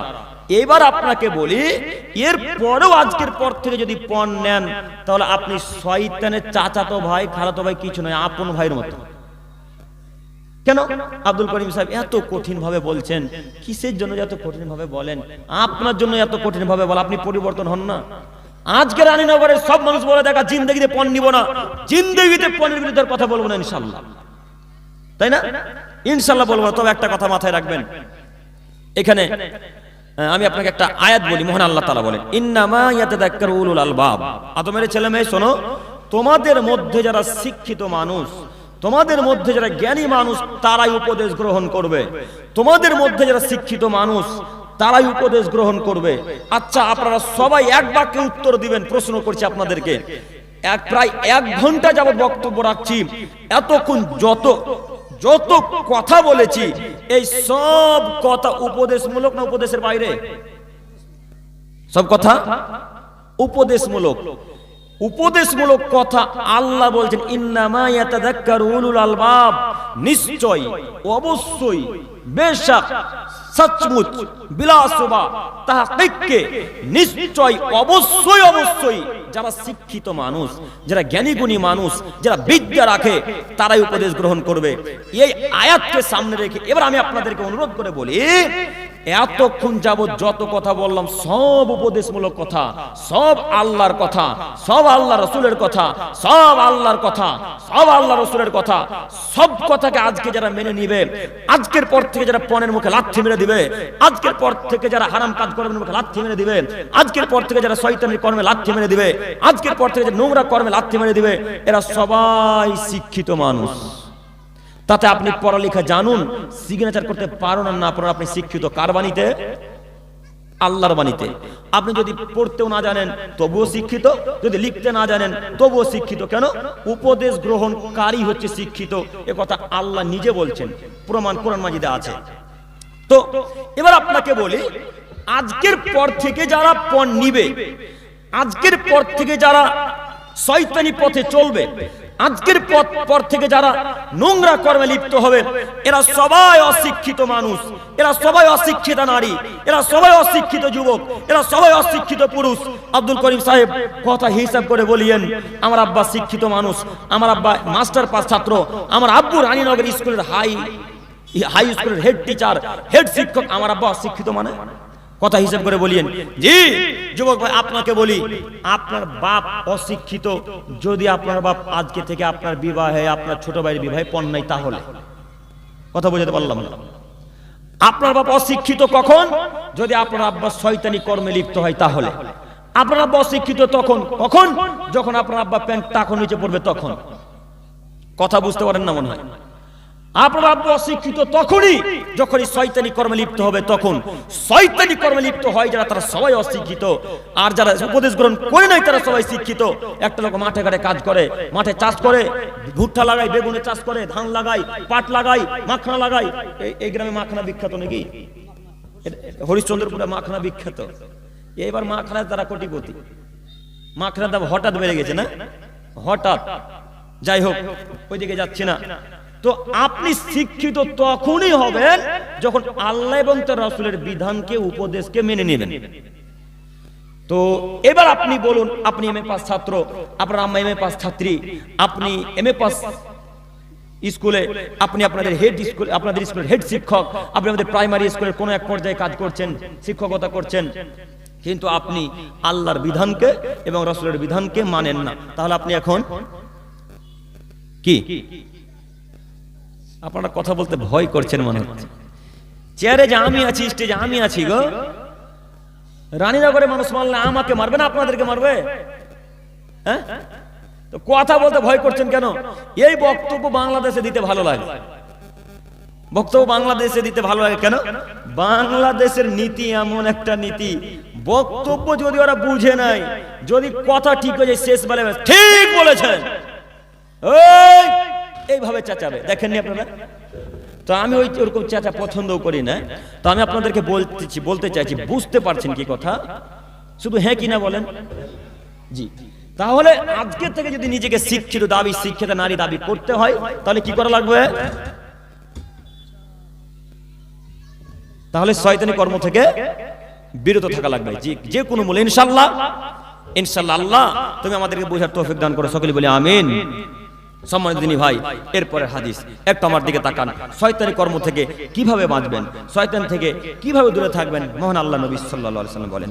আব্দুল্লাহ ইবনে মাসউদ রাদিয়াল্লাহু তাআলা আনহু থেকে বর্ণিত, তিনি বলেন, রাসূল সাল্লাল্লাহু আলাইহি ওয়াসাল্লাম বলেছেন, মান কারা বিল আয়াতানি মিন আখিরি সূরাতিল বাকারা, আদমের ছেলেমেয়ে শোনো, তোমাদের মধ্যে যদি কোনো মানুষ সূরাতুল বাকারার শেষ দুটি আয়াত পাঠ করে, সূরা বাকারার শেষ দুটি আয়াত কেউ যদি পাঠ করে, ফি লাইলাতিন কাফাতা, তাহলে তার জন্য যথেষ্ট, তার জন্য সেই সারা রাত্রি যথেষ্ট, তার জন্য সেই সারা রাত্রি যথেষ্ট।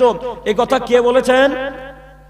মুহাম্মদ সাল্লাল্লাহু আলাইহি ওয়াসাল্লাম। তিনি বলছেন, আদমের ছেলেমেয়ে শোনো, যদি তোমাদের মধ্যে কোনো মানুষ সূরাতুল বাকারার শেষ দুটি আয়াত পাঠ করে, তাহলে সারা রাত্রি তার নেকি। রাত্রে ইশারের সালাত আদায় করার পর ঘুমাবেন, ইশারের সালাত আদায় করে যখন ঘুমাবেন, তখন ঘুমানোর পূর্বে আমান রাসূলু বিমা উনজিলা ইলাইহি মির রাব্বিল, এইভাবে একটা আয়াত নাই সূরা বাকারার শেষে, এই জি হ্যাঁ, শেষ আয়াত দুটি পাঠ করবেন। শেষ আয়াত দুটি যদি পাঠ করে ঘুমান, তা আল্লাহ নবী বলছেন সারা রাত্রি নেকি, সারা রাত্রি নেকি, সারা রাত্রি নেকি, তার নেকিতে ব্যাগ পরিপূর্ণ হয়ে যাবে। আল্লাহু আকবার। সূরা বাকারার শেষ দুটি আয়াত মুখস্থ আছে কি? আছে? সূরা বাকারার শেষ দুটো আয়াত মুখস্থ নাই, কিন্তু গজাল ঠিকই মুখস্থ আছে। হ্যাঁ, সূরা বাকারার শেষ দুটো আয়াত মুখস্থ নাই, কিন্তু গজাল, বড় বড় গজাল ঠিকই মুখস্থ আছে। সূরাতুল কাহাফের 10টা আয়াত মুখস্থ নাই ঠিকই, কিন্তু বড় বড় গান ঠিকই মুখস্থ আছে। আয়াতুল কুরসি বাকারার একটা অংশ, এটা মুখস্থ নাই, কিন্তু বড় বড় গান, বড় বড় ওই ইসলামে ওই বড় বড় গজল ঠিকই মুখস্থ আছে। আপনার ছেলেরাও আছে, আপনার হুজুরের তো আছে, তাই না?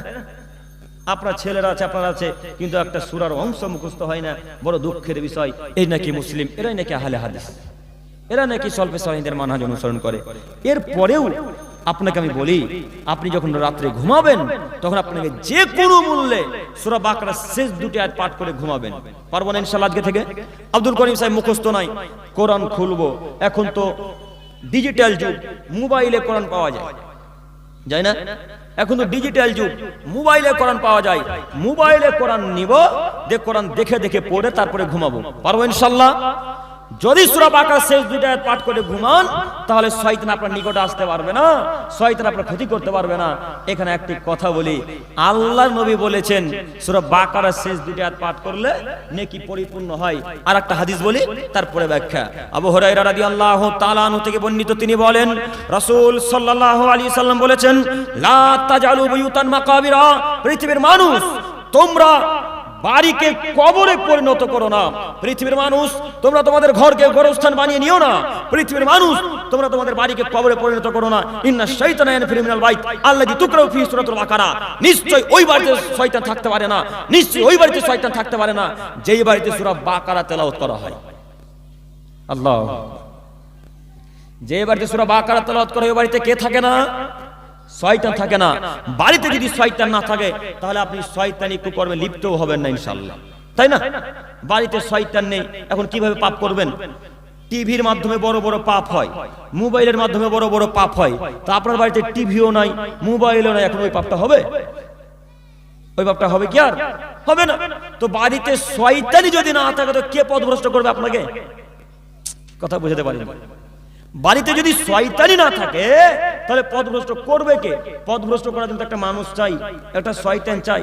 তো শয়তান আপনাকে পথভ্রষ্ট করে, আর কিছু কিছু মানুষ আপনাকে পথভ্রষ্ট করে। এই জন্য আলোচনার মাঝে মাঝে আমি বলে থাকি, শয়তান দুই প্রকারের। শয়তান দুই প্রকারের। আব্দুল করিম ভাই, কেমন শয়তান আবার দুই প্রকার হয়? জি, যাকে দেখতে পাওয়া যায় না সে হলো জিন শয়তান, যাকে দেখতে পাওয়া যায় না সে হলো জিন শয়তান, আর যাকে দেখতে পাওয়া যায় সে হলো মানুষ শয়তান, ইনসান শয়তান। এবার বোঝা যায়নি কথা? জি। তা আপনি আজকের পর থেকে সূরা বাকারা বাড়ি তেলাওয়াত করবেন না। বাড়িকে কবর বানাতে কে নিষেধ করছেন? আল্লাহ নবী। তিনি বলছেন বাড়িকে তোমরা কবরে পরিণত করো না। তার মানে তিনি বলতে চাইছেন, যেই বাড়িতে সূরা বাকারা পাঠ করা হয় না, যেই বাড়িতে সূরাতুল বাকারা তেলাওয়াত হয় না, যেই বাড়িতে কোরআন তেলাওয়াত হয় না, সেই বাড়ি কবর, সেই বাড়ি গোরস্থান, সেই বাড়ি কবর, সেই বাড়ি গোরস্থান। আজকের পর থেকে সূরা বাকারা কোরআন তেলাওয়াত করতে পারবো না ইনশাআল্লাহ? পারবো ইনশাআল্লাহ? ইনশাআল্লাহ। তবে হুজুরকে দিয়ে কোরআন তেলাওয়াত করাবেন না। আপনাদের রানীনগরে বাড়ি উদ্বোধন করার সময় হুজুর দিয়ে কোরআন তেলাওয়াত হয় কি? হয়? ওই ছেলেটা বলছে হয় যে গো, হয়? জি। আপনারা আমাকে লুকাচ্ছেন নাকি কোনো কথা? ওরা বলছে হয়। আপনাদের গ্রাম এটাই না আলাদা? আলাদা না? তো আপনাকে এখানে একটা কথা বলে যাই, যে বাড়ি তৈরি করেছেন, নতুন বাড়ি তৈরি করেছেন, প্লাস্টার, মার্বেল, টাইল সব বসিয়ে দিয়েছেন, এবার ঢুকবেন। তো হুজুর যদি কোরআন তেলাওয়াত না করে, মিলাদ না করে, তো ঢুকবেন না তো আপনি। কেন? হুজুর বলেছে, হুজুরকে দিয়ে, তালিব ইলমকে দিয়ে, হাফেজকে দিয়ে যদি কোরআন তেলাওয়াত করা হয়, মিলাদ করা হয়, তো শয়তান সেই বাড়িতে থাকে না, তাই না? এই জন্যে আপনি হুজুর ভাড়া করে নিয়ে এসেছেন, ওই রতুয়া থেকে, হাফেজখানা থেকে 10টা হাফেজকে এখানে নিয়ে এসেছেন রানীনগরে। নিয়ে এসে বললেন যে এটা নতুন বাড়ি হুজুর, তো একটু কোরআন তেলাওয়াত করে দেন, দুয়াখানি করে দেন, কুলখানি করে দেন। কুলখানি বুঝেন কি আপনারা? কুলখানি বুঝেন? কুলখানি মানে 4 কুল পড়ে এইভাবে ঘরে 4 কোণে ফুঁক দিয়ে দেয়, এটাকে কুলখানি বলা হয়। 4 কুল। 4 কুল বলতে কি বলেন তো? সূরাতুল কাফিরুন, ইখলাস, নাস, ফালাক। প্রথমে কুল কুল কুল কুল নাই? প্রথমে কুল নেই? কুল ইয়া আইয়ুহাল কাফিরুন, কুল হুয়াল্লাহু আহাদ, কুল আউযু বিরাব্বিল ফালাক, কুল আউযু বিরাব্বিন নাস। তো এই 4 কুল পরে আপনার হুজুর বাড়িতে ফুঁক দিয়ে বলছে আর শয়তান বাড়িতে প্রবেশ করবে না। এবার আপনাকে বলি, আলী রাদিয়াল্লাহু তাআলা আনহু বলছেন যে আল্লাহর নবী যা যা বলেছেন আমি প্রায় কথাকে আমি লিপিবদ্ধ করেছি। তো আল্লাহ নবী বলেছেন মদিনা হতে আয়ের পর্যন্ত, হারাম হতে শহর পর্যন্ত জায়গার নাম, মনে করেন কি জায়গার নাম গো? রানীনগর। এই রানীনগর থেকে মনে করেন ওই মহানন্দা ব্রিজ পর্যন্ত, এই রানীনগর থেকে মনে করেন মালদা রথবাড়ি পর্যন্ত, এই মধ্যবর্তী জায়গা আল্লাহ তাআলা নবী সাল্লাল্লাহু আলাইহি সাল্লাম বুঝানোর জন্য জাতিকে বলছেন, সাহাবাদেরকে বলছেন, তিনি বলছেন মদিনা হতে আয়ের পর্যন্ত, হারাম হতে শহর পর্যন্ত। এই জায়গার মধ্যবর্তী জায়গাতে যদি কোনো মানুষ বেদাতিকে সম্মান করে, এই জায়গার মধ্যবর্তী স্থানে যদি কোনো মানুষ বেদাতিকে ভালোবাসে, এই জায়গার মধ্যবর্তী স্থানে যদি কোনো বেদাতিকে সম্মান করে, বেদাতির সাথে ভালোভাবে কথাবার্তা বলে, তাহলে তার উপর আল্লাহর লানত, তার উপরে ফেরেশতাদের লানত, তার উপরে গোটা পৃথিবীর মানুষের লানত। বাণী কার? বাণী মুহাম্মদ সাল্লাল্লাহু আলাইহি সাল্লামের। সব বাণী আল্লাহর, কিন্তু কিছু কিছু কথা মুহাম্মদ সাল্লাল্লাহু আলাইহি সাল্লামকে দিয়ে বলিয়ে নিয়েছে, তাই তো? তো এই কথা আল্লাহ নবী বলছেন। এবার আপনাকে বলি, ওই যে বাড়ি উদ্বোধন করলেন, ওই যে বাড়ি হুজুরকে দিয়ে কোরআন তেলাওয়াত করালেন, ওই যে বাড়িতে উদ্বোধন করলেন কোরআন দিয়ে, কুলখানি করলেন, 4 কুল পড়লেন, আরো ইত্যাদি ইত্যাদি কত কি পড়লেন, এটা কি রাসূলের সুন্নাত না বেদাতি কাজ? জোরে বলেন।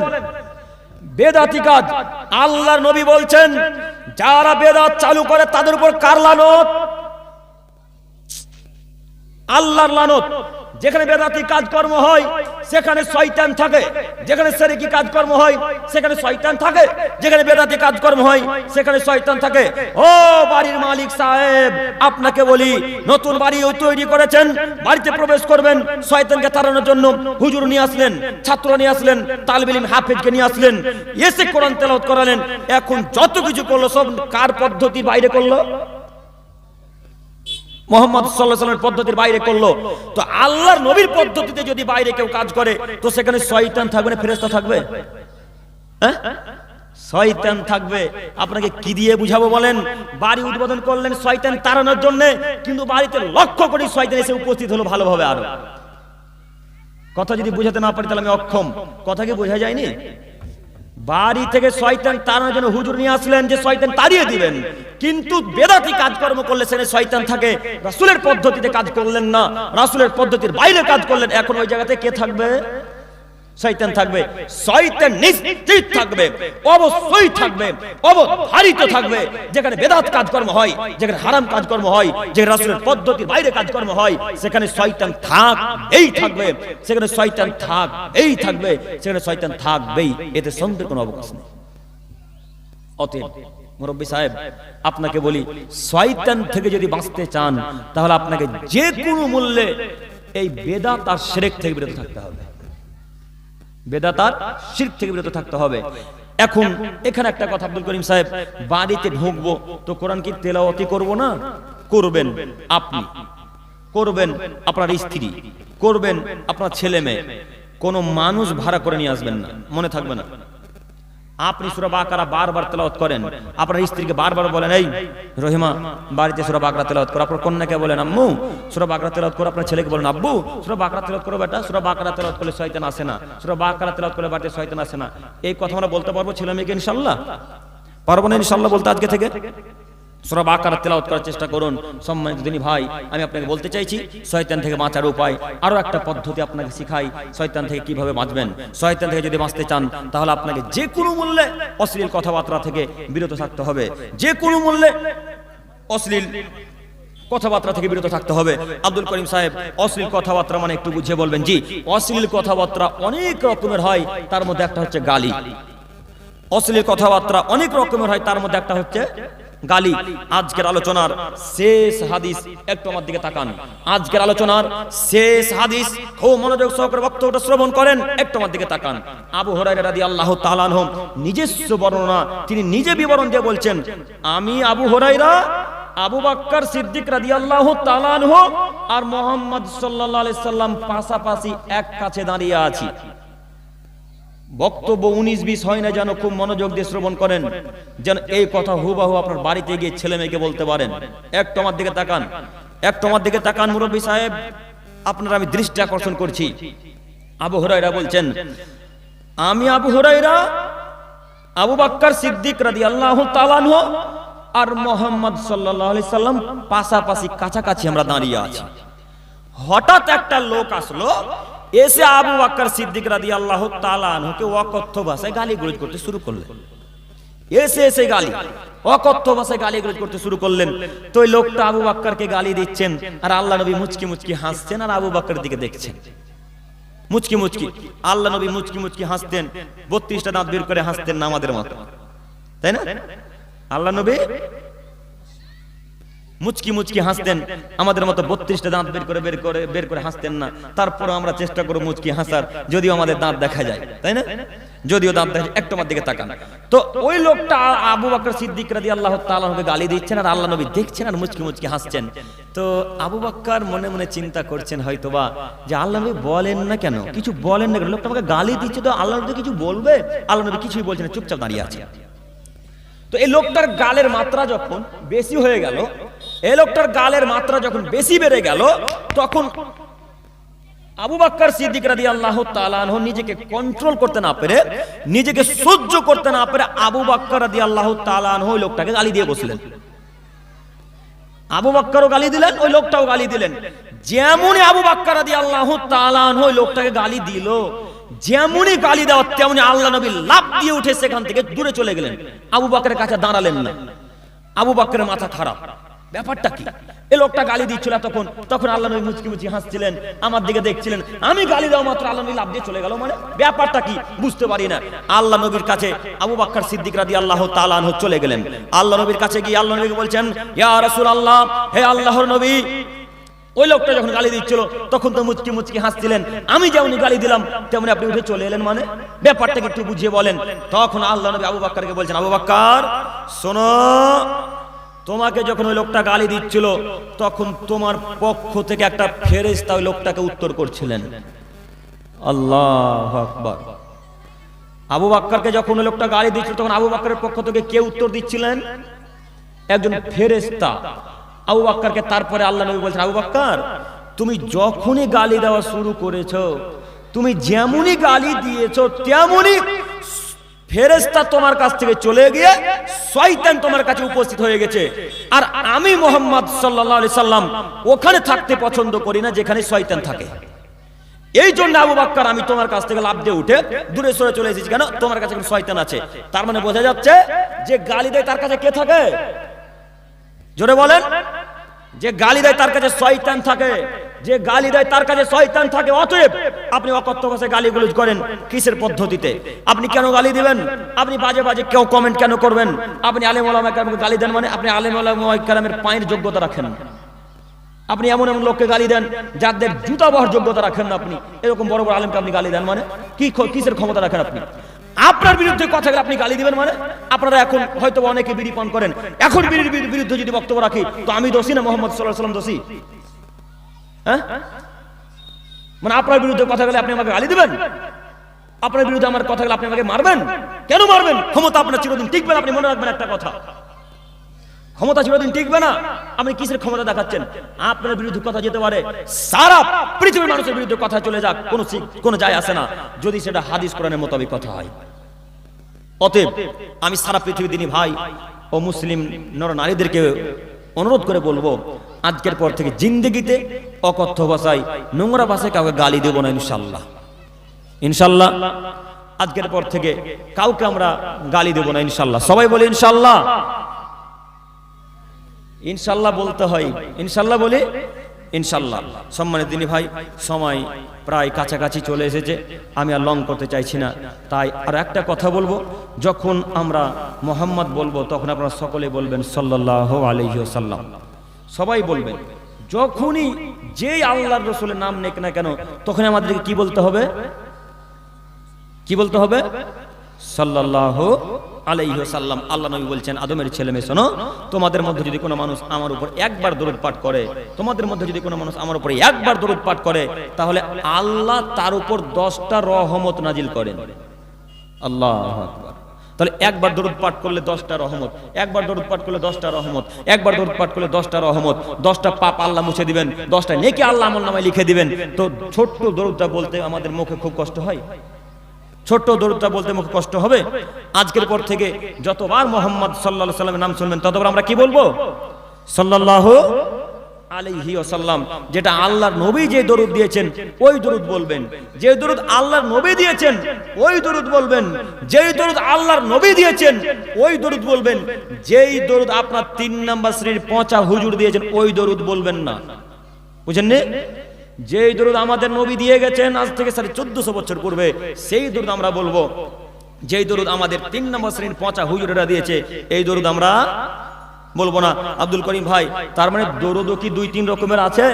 জি, দরুদও 2 রকমের আছে, একটা সহিহ হাদিস, একটা জয়ীফ হাদিস, একটা সহিহ দরুদ, একটা জয়ীফ দরুদ, তাই না শেখ?